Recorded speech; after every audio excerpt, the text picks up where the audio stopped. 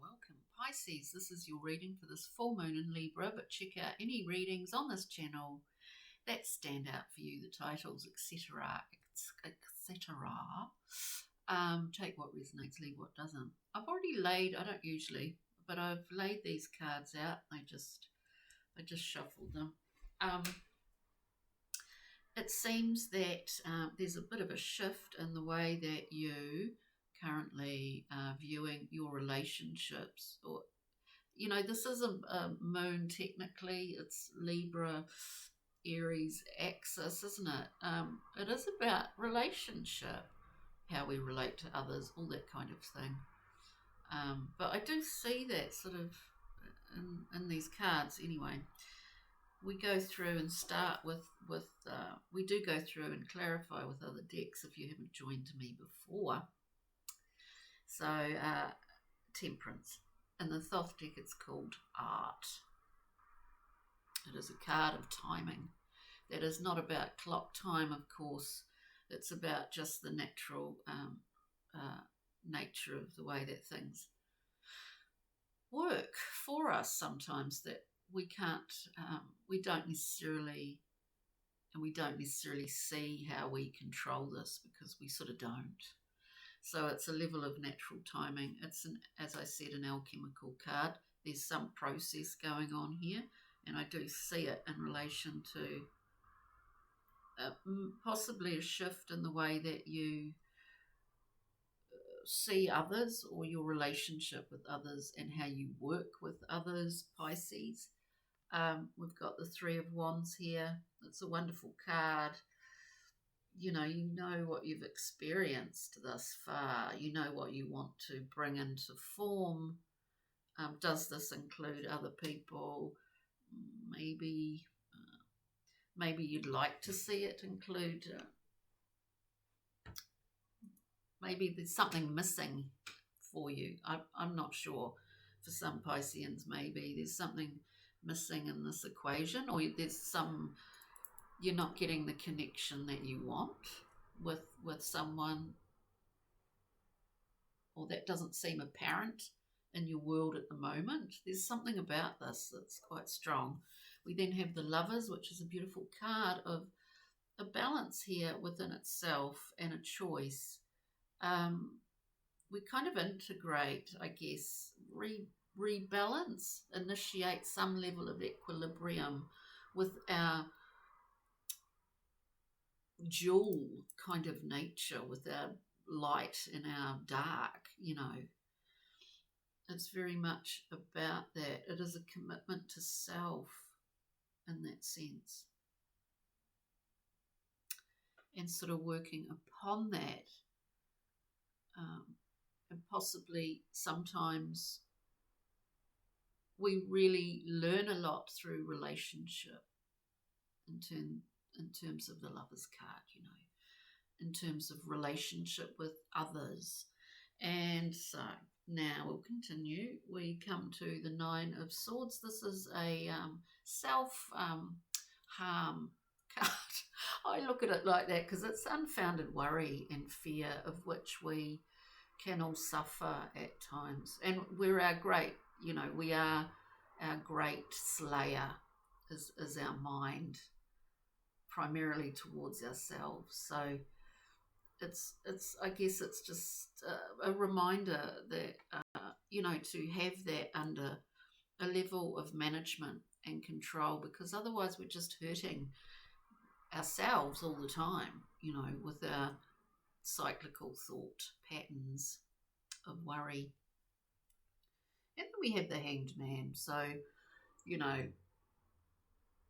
there's good reason and there's good timing, and this is about timing, to withdraw, to marginalize stimuli that's external, that we expose ourselves to, I guess, to go into this Hanged Man mode, because there's a reason for going in there.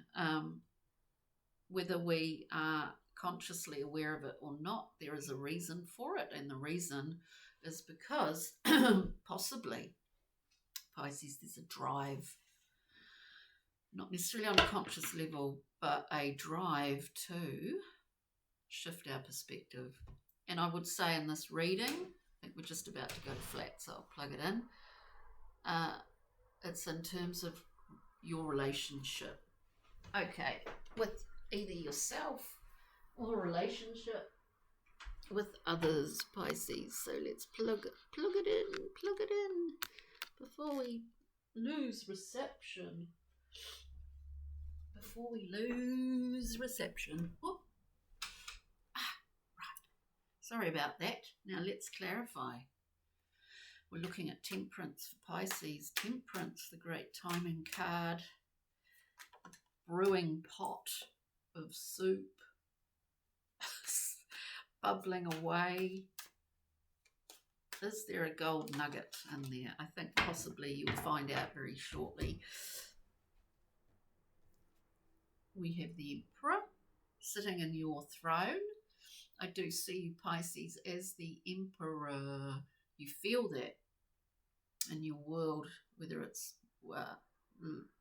home, life, work, whatever. Possibly it's an external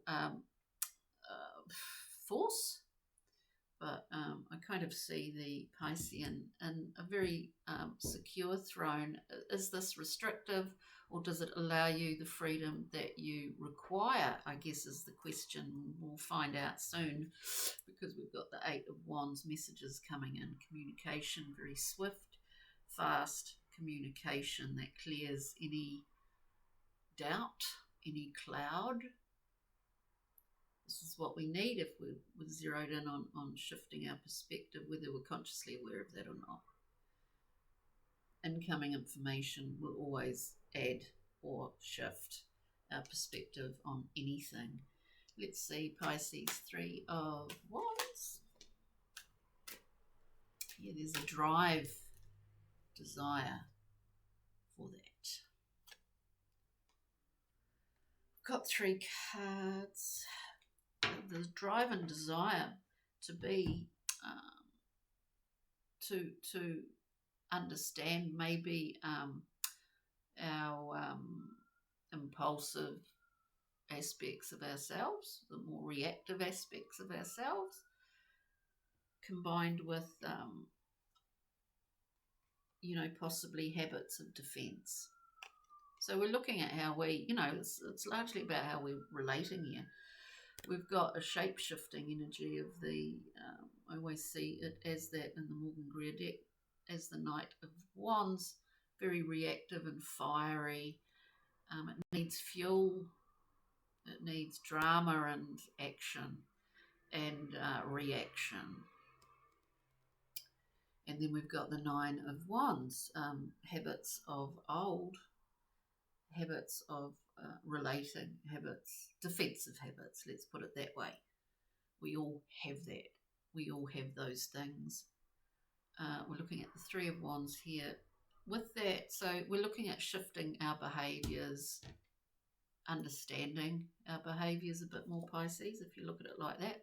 We've got beautiful sun, vitality, new view, childlike enjoyment, play, remembering what gives us pleasure, all of those things. This is what we're seeing and when we're standing in that Three of Wands, we're seeing that which we desire. And for some, these things may well be needing to be understood in order to get fully embrace the archetype of the sun, to fully allow that to come through and shine through from within. Let's look at the Lovers. This is a process that is going on anyway, so it seems the Lovers, please. It is balanced, dear Pisces, this balancing of aspects of the self. With the Lovers, we have justice. Equilibrium will be reached in whatever way it is.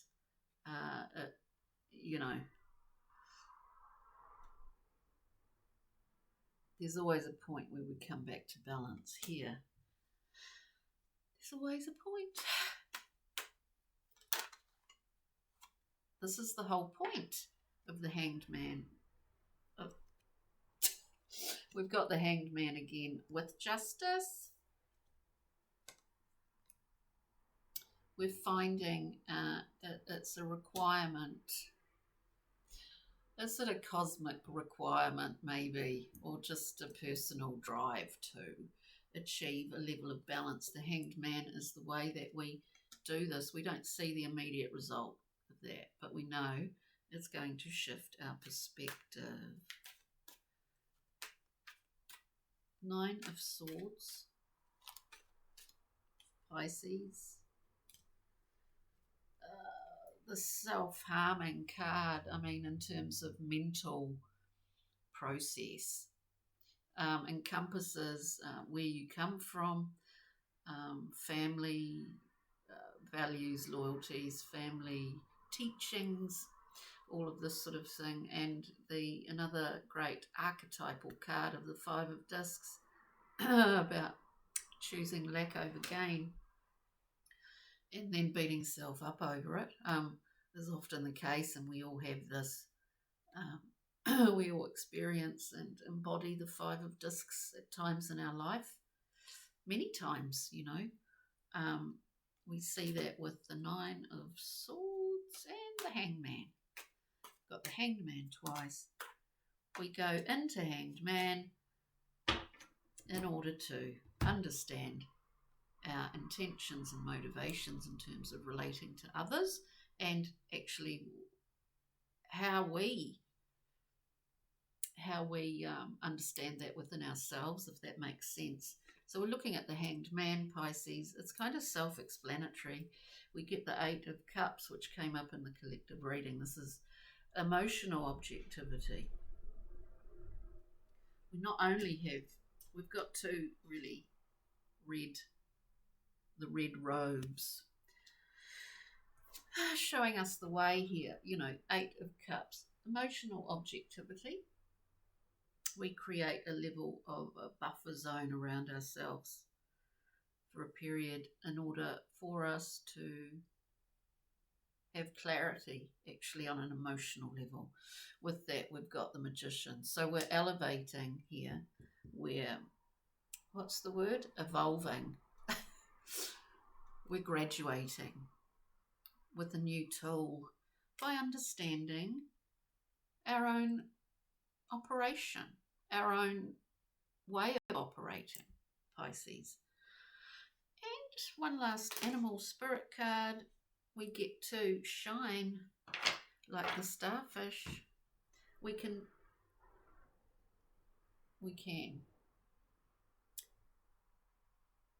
We're not compromising anything, all of that activity on the other side of the starfish. We're not compromising anything. We're not leaving anything exposed that might be tender.